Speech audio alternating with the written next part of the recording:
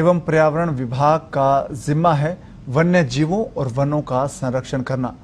और इस विभाग के एक अधिकारी ने पर्यावरण और ऊर्जा संरक्षण की एक अनूठी मिसाल पेश की है, जो उन अधिकारियों के लिए उदाहरण और बानगी है जो अपने ऑफिस में बिना एसी, कूलर या लाइट के बैठने की कल्पना भी नहीं कर सकते हैं। जी हां, वन विभाग के वन्य जीव एवं वानिकी प्रशिक्षण संस्थान के निदेशक एनसी जैन और उनका कमरा इसका जीता जागता उदाहरण है, जो एक नजीर पेश करता है। प्रशिक्षण संस्थान में अंदर जाते ही चारों तरफ फैली हरियाली का आनंद लेते हुए जैसे ही लोग उनके कमरे तक पहुंचते हैं तो हर किसी की निगाह उनके कमरे के बाहर लगे बोर्ड पर जाती है, जिस पर लिखा है डायरेक्टर का इको फ्रेंडली चैम्बर।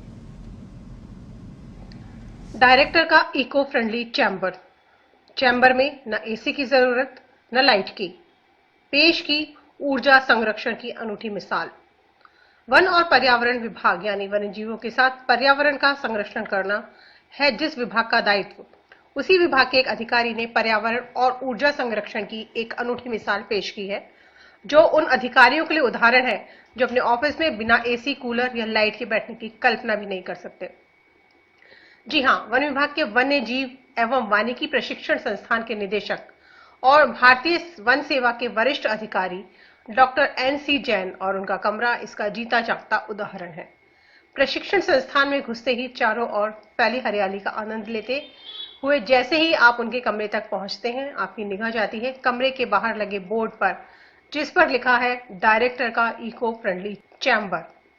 इस चैम्बर में गर्मी हो या सर्दी न तो लाइट की जरूरत पड़ती है और न ही एसी और पंखे की, क्योंकि ये अपने नाम के मुताबिक ही इको फ्रेंडली तरीके से बना हुआ है। और इसे बनवाने का श्रेय जाता है संस्थान के निदेशक पीसीसीएफ डॉक्टर एनसी जैन को, जिन्होंने इस साधारण कमरे को रिनोवेट करवाकर इको फ्रेंडली चैम्बर में तब्दील कर दिया। एयर फ्लो और सोलर डायरेक्शन का ध्यान रखना जरूरी। आर्किटेक्चर में गहरी रुचि रखने वाले डॉक्टर एनसी जैन का कहना है कि इस कमरे को रिनोवेट करवाते समय उन्होंने दो बातों का विशेष ध्यान रखा, एयर फ्लो और सोलर डायरेक्शन, यानी सूरज उगने के बाद किस तरह से सूर्यास्त होता है, इससे धूप और रोशनी कमरे में पर्याप्त मात्रा में आ सके। साथ ही एयर फ्लो का भी ध्यान दिया गया और इसी के आधार पर कमरे में खिड़कियों का निर्माण करवाया गया, जिससे हवा को क्रॉस वेंटिलेशन मिल सके। गौरतलब है कि हवा दक्षिण पश्चिम दिशा में चलती है। कमरे में गर्म हवा ऊपर की ओर बहती है, जबकि ठंडी हवा नीचे। गर्म हवा को बाहर निकालने के लिए कमरे के मुख्य द्वार पर एग्जॉस्ट फैन लगवाए गए। पर्दे अंदर नहीं बाहर लगाए।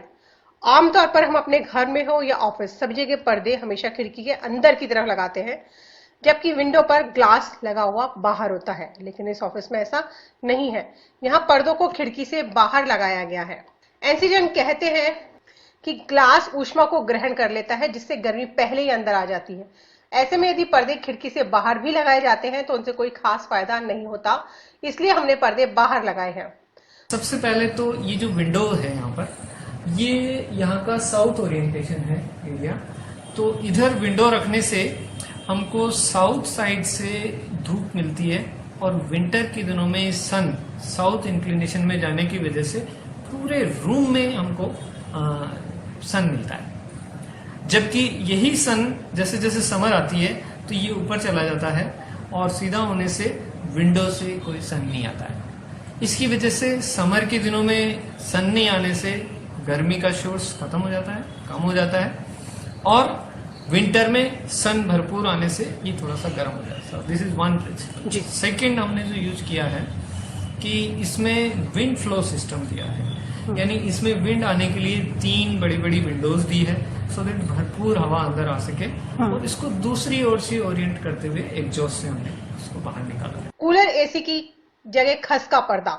चैम्बर की 2 खिड़कियों पर कपड़े के पर्दे लगे हैं, 3 पर खस का पर्दा। बाहर की तरफ से लगे इस पर्दे के ऊपर पानी की पाइपलाइन फिट की गई है, जिसमें छोटे छोटे छेदों से पानी पर्दे पर गिरता है और बाहर से आती हवा जब इस पानी से टकराती है तो चैम्बर के अंदर ठंडी हवा का प्रवेश होता है। इसे इस प्रकार से डिजाइन किया गया है कि पानी की बर्बादी ना हो, यानी इस पानी को रिसाइकिल भी किया जाता है। जहां से हवा आ रही है, तीसरा नहीं किया कि जहां से हवा आ रही है वहां पे हमने चिलिंग पैड बनाया and very simple natural grass यानी खस ग्रास जो वेटिवर ग्रास है उसकी ये पेड्स हैं और पेड्स भी बड़े बड़े साइज के हैं, 3 फीट बाई 6 फीट के पेड़ हैं और 3 पेड हैं। तो इतने बड़े पेड़ से पानी ट्रिकल डाउन होता रहता है जो कि वापस रिसाइकिल होता है, very efficient use of water.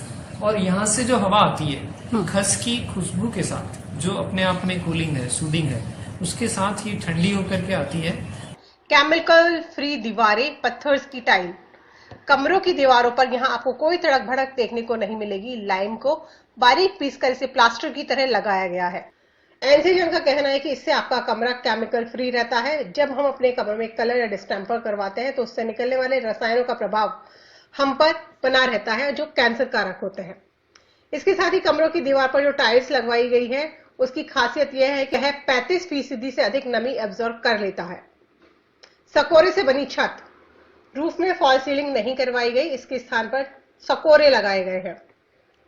एनसीजन का कहना है कि यदि हम छत पर फॉल सीलिंग करवाते हैं तो इसका मतलब साफ है कि हमने छत को पहले ही गर्म होने दिया और फॉल सीलिंग से गर्मी को रोकने की कोशिश करते हैं, लेकिन तब तक हीट अंदर आ जाती है। फॉल सीलिंग से छत की हाइट भी कम हो जाती है। हाइट अधिक होने से हवा का फ्लो अच्छा होता है। इस चैम्बर में छत पर सकोरों को उल्टा कर लगवाया गया है, इससे हवा इंसुलेट हो जाती है। और फिर इन सकोरों पर सफेद टाइल्स लगवाई गई है, जिससे यह फायदा होता है कि जब सूरज की किरणें इस पर पड़ती हैं तो सकोरों की वजह से हवा इंसुलेट हो जाती है और छत से गर्मी कम आती है। एक तो रूम की हाइट एक्स्ट्रा रखी है, तो इसमें करीब 11 साढ़े 11 फीट हाइट है, उसको कम नहीं किया, फॉल सीलिंग नीचे नहीं बनाया है, बल्कि रूम के ऊपर उल्टा मटका फिलिंग करके और उसके ऊपर टाइलिंग करी है। और टाइलिंग भी वाइट रिफ्लेक्टिंग टाइल, तो ऊपर से जो धूप आएगी उसमें से काफी चीज रिफ्लेक्ट हो जाएगी। फिर दूसरा जो ये मटका फिलिंग करके जो इंसुलेटिंग लेयर बनाई है उससे हीट ट्रैप हो जाएगी, तो यहाँ हीट लोड कम हो जाएगा। यही चीज हमने यहाँ की कुछ जो एक्सपोज्ड वॉल्स है उन पे भी यूज किया है, उनको भी हमने टाइल से क्लेड किया है। इसके अलावा यहाँ पे जो फ्लोरिंग है वो भी मड टाइल्स की है, मतलब मिट्टी की जो टाइल्स बनती है ग्लेज टाइल्स, उनसे यूज किया है। तो स्टोन नहीं है इसमें, हीट एब्जॉर्बिंग मिलेगा यह फायदा। एनसीजन का कहना है कि यदि सरकारी कार्यालयों को इसी तरह इको फ्रेंडली बनाया जाता है तो इससे ऊर्जा की बचत होगी और सरकार का रेवेन्यू बच सकेगा। कार्यालयों में घंटों तक चलने वाले एसी, पंखे, कूलर और बिजली की बचत हो सकेगी। सेहत के लिए फायदेमंद, सेहत के लिए इस प्रकार के ऑफिसेस फायदेमंद हैं क्योंकि कमरे को इको फ्रेंडली बनाने के लिए जो तरीके काम में लिए गए हैं पूरी तरह से केमिकल फ्री हैं। इसी तरह से हम अपने घर भी बना सकते हैं। दूसरों के लिए प्रेरणादायक। एक और हम ऊर्जा संरक्षण की बात करते हैं, लेकिन इस दिशा में कोई खास काम नहीं किया जा रहा, लेकिन वन विभाग के अधिकारी के अपने स्तर किया गया प्रयास दूसरों के लिए प्रेरणादायक होगा। किया गया है सम्मानित।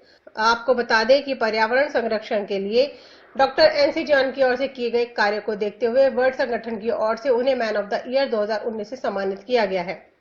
वर्ल्ड संगठन के निदेशक मनीष सक्सेना ने बताया कि डॉक्टर जैन की ओर से पर्यावरण एवं वन संरक्षण की दिशा में कई उल्लेखनीय काम किए गए हैं। वानिकी प्रशिक्षण संस्थान में अनेक प्रकार के वर्कशॉप का आयोजन किया जाता है जिसमें राजस्थान की जनता भी जुड़ सकती है। पत्रिका टीवी के लिए राखी हजेला की रिपोर्ट।